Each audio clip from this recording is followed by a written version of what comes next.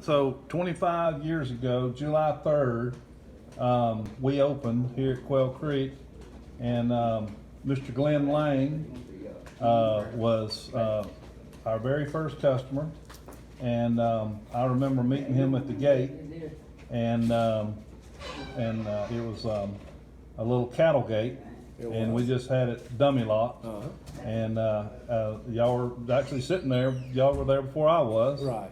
I think it was a 7:30. It's either 7 or 7:30, but I want to hear your version of that morning. Well, I mean, it was you know my father-in-law. He was in. He's from out of town. He's in Tennessee, from Tennessee, and he was here, and he graduated from Faulkville. And so I told him, I said, they had built a golf course at Faulkville. And he said, well, I'm gonna have to go out there and play. I said, well, matter of fact, they opened today. He said, well, why don't we go and play? And I said, that's fine. So we got our stuff ready and came on out here, and we were sitting at the gate when you pulled up.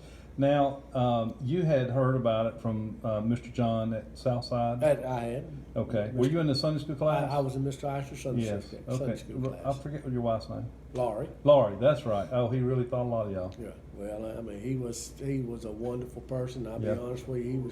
He's probably the most Christian man I have ever met in my life. He was just a wonderful individual, and we loved his class and loved him.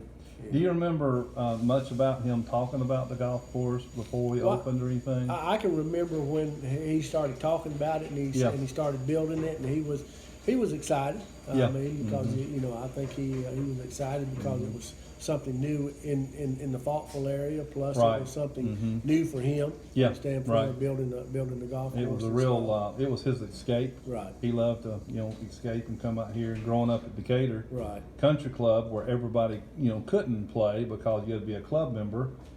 He wanted a course that everybody was welcome, and so.